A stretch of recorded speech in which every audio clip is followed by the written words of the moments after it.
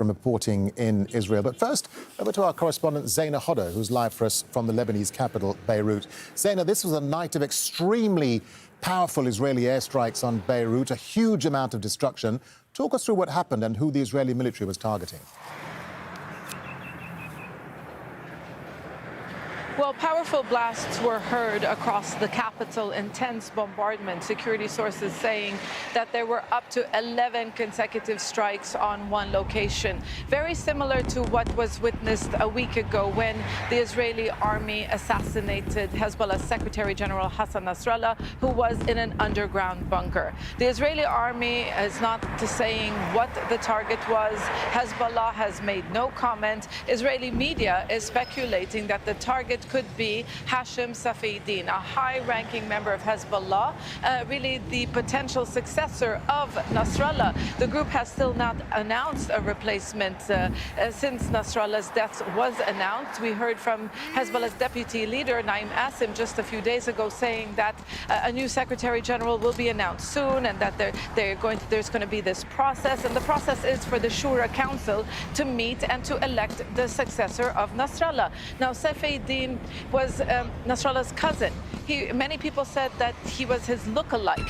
He's a man who heads the executive council. He has religious credentials, military credentials, as well as political credentials. And he was very close, or he is very close to Iran. There's still no confirmation, of course, that he was the target or that he was even killed.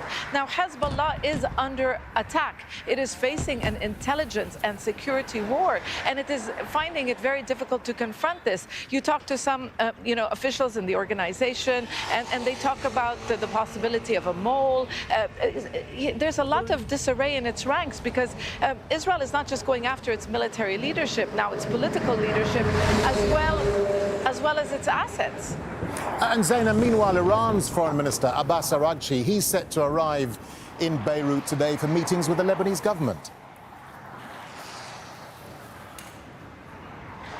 Yes, yesterday, Lebanon's Prime Minister Najib Mikati, his office released his schedule of meetings today. He is supposed to meet the Iranian Foreign Minister at 8 GMT. We still do not know how the Iranian Foreign Minister is going to arrive in Lebanon because the Israeli military has imposed an unofficial blockade on this country, saying that no Iranian, Syrian, or, quote, hostile aircraft is allowed to land at Beirut International Airport. And a short while ago, a few hours ago, it bombed the Masna border crossing. This is the main border crossing between Lebanon and Syria. In the past, when Iranian officials visit Beirut, they would land in Damascus and drive to Beirut. It's about a less than 2-hour drive to Beirut. So it's still unclear if he could come, but the timing of his visit would have been very important because Iran wants to show Hezbollah and particularly its supporters that it is still standing behind the group, because after the assassination of Hassan Nasrallah, there was a lot of concern that, the Hezbollah has been abandoned, the people here were abandoned. This is something we heard time and time again.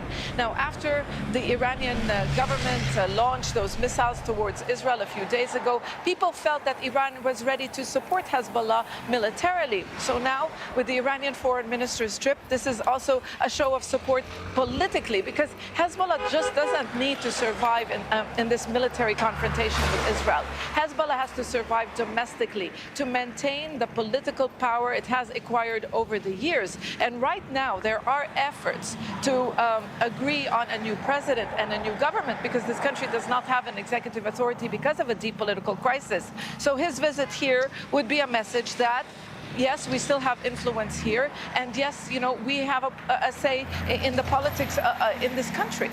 All right, Al Jazeera's Zeina there reporting live from the Lebanese capital, Beirut. Zeina, thank you.